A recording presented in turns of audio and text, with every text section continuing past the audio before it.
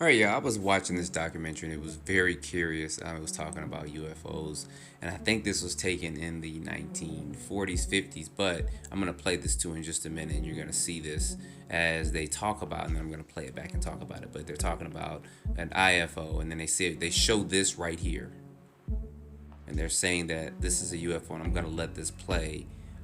Very, very interesting that someone caught something like that on tape. So let me go ahead and let it play in its entirety real quick, and I'm going to come back and talk about it for a minute.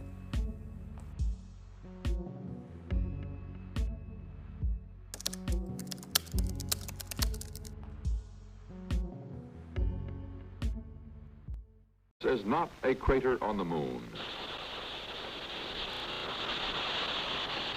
This is an IFO, Identified Flying Object.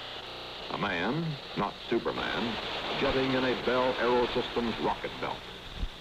This is a UFO, Unidentified Flying Object, popularly called a flying saucer.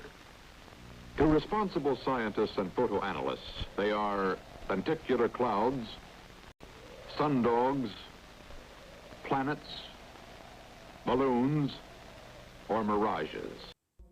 All right, y'all, so that's where it was interesting. Of course, they saying it's an IFO, of course, identified flying object, man flying around, etc., blah, blah, blah with that. So that's not what interests me about this, that's pretty cool too. But what interests me was this next bit of footage right here, was this particular object actually being caught. You guys see it's there, and then it actually turns, and then it flies away. And it seems like that they're actually in some type of aircraft filming this. And it's going to play back again with this. There you guys see it there. Of course, this is in black and white, which is making me think this was probably in the early 50s or so. And then the craft kind of just turns, and then it flies away. So of course that craft flew a little bit different than what we were used to and what Bob Lazar had talked about in the, I guess, late 80s, early 90s, where he started talking about the craft or the sport model he worked on, how he had explained how it had these 3 reactors underneath the craft, and these 3 reactors were something that actually helped navigate the craft. He said they actually would point in one direction and the craft would turn belly up, and then it would fly in that direction. I think he said there was 2 different modes that they flew in, which is kind of what we see in some of the video footage that we're seeing nowadays with what's being recorded. Of course, this was the gimbal video footage, and this was recorded several years ago.